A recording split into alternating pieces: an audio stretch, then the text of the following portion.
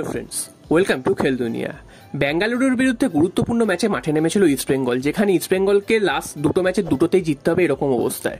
তো সেই ম্যাচে কিন্তু ইস্টবেঙ্গল দুর্দান্ত একটা জয় তুলে নিল 2-1 গোলের ব্যবধানে, এবং এই জয়ের ফলে ইস্টবেঙ্গল কিন্তু 24 পয়েন্ট নিয়ে 6 নম্বরে উঠে এলো। তো ইস্টবেঙ্গলের সামনে এই মুহূর্তে অনেকটাই সুযোগ চলে এলো যে টপ 6-এ শেষ করার। অন্যদিকে এই জয়ের ফলে মোহনবাগানেরও কিন্তু কিছুটা সুবিধা হলো। তো কেমনভাবে সেই সুবিধাটা হলো সেটা পরে আসছি, আগে ইস্টবেঙ্গলের খবরটা বলে নিই। তো ইস্টবেঙ্গল কিন্তু আজকের শুরু থেকেই দুর্দান্ত ছন্দে ছিল এবং প্রথম থেকেই কিন্তু আক্রমণ শুরু করেছিল, এবং সেই আক্রমণের সুবাদেই কিন্তু ইস্টবেঙ্গল একটি পেনাল্টি অর্জন করে। সেই পেনাল্টি থেকে কিন্তু 1-0 গোলে এগিয়ে যায় সাউথ ক্রেস্পোর গোলে।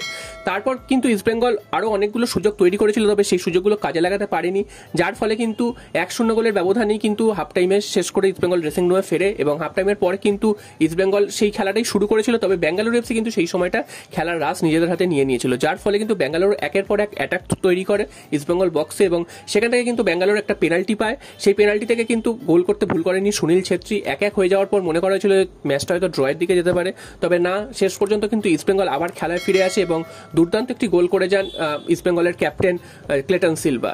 এই গোল করার সুবিধা কিন্তু ইস্টবেঙ্গল 2-1 গোলে এগিয়ে যায়। তারপরেও কিন্তু বেঙ্গালোর একাধিকবার আক্রমণ করেছিল, তবে সেই সুযোগগুলো কিন্তু একটাও কাজে লাগাতে পারেনি, যার ফল কিন্তু বেঙ্গালোর কিন্তু হেরে গেছে। অন্যদিকে ইস্টবেঙ্গল কিন্তু শেষ মুহূর্তে একটা ফাঁকা গোলে গোল ঠেলার সুযোগ পেয়েছিল, তবে আমান কিন্তু সেই সুযোগটা হেলায় হারান এবং সেই গোলে কিন্তু ঠেলতে পারেননি। তো এছাড়াও কিন্তু পেনাল্টির ক্ষেত্রেও কিন্তু বেঙ্গালুরু এফসি 2-3টে আরো পেনাল্টি পেতে পারতো, যেগুলো কিন্তু দেখা গেছে হরমনজিৎ সিং খাবরা তিনি হাতে লাগিয়েছেন, তবে রেফারি কিন্তু সেগুলো ডিনাই করেছে। তবে সেগুলো যদি পেনাল্টি দেওয়া হতো তাহলে কিন্তু খেলার রেজাল্ট অন্য হতে পারতো।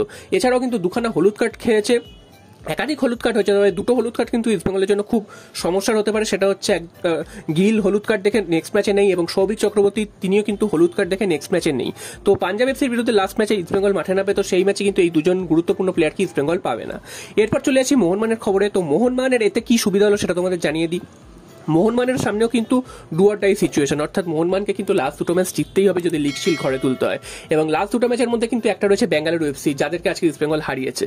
তো বেঙ্গালুরু এফসিকে হারানোর ফলে বেঙ্গালুরু এফসি কিন্তু আউট হয়ে গেল টপ 6-এর দাবিদার থেকে, অর্থাৎ বেঙ্গালুরু এফসির সামনে কিন্তু আর কোনো আশা নেই বা কোথাও টপ 6-এ যাওয়ার কোনো রাস্তা নেই। তো মোহনবাগানের সুবিধা এখানেই যে মোহনবাগানের বিরুদ্ধে বেঙ্গালুরু এফসির কিন্তু আর কোনো আশা ভরসার জায়গা নেই, ম্যাচটা খেলতে নামবে না। যদি বেঙ্গালুরু এফসির সামনে সুযোগ থাকতো তাহলে কিন্তু তারা তেড়ে ফুটে একটা খেলার সুযোগ থাকতো এবং তারা কিন্তু যেতে চাইতো, তবে সেই জিনিসটা কিন্তু বেঙ্গালুরু এফসির মোটিভেশনটা সেটা কিন্তু বেঙ্গালুরু এফসি পাবে না মোহনবাগানের বিরুদ্ধে, যার ফলে কিন্তু মোহনবাগানের কিন্তু ম্যাচটা অনেকটাই সুবিধা হবে সেই ম্যাচটা বের করে আনা। যদিও মোহনবাগানের ম্যাচটা কিন্তু অ্যাওয়ে ম্যাচ, বেঙ্গালুরু এফসির হোম গ্রাউন্ডে খেলা হবে, এবং বেঙ্গালুরু এফসি সুযোগ না থাকলেও, টপ 6-এ যাওয়ার সুযোগ না থাকলেও তারা কিন্তু চাইবে যে তাদের সম্মানটা যেন পুনরুদ্ধার করতে পারে।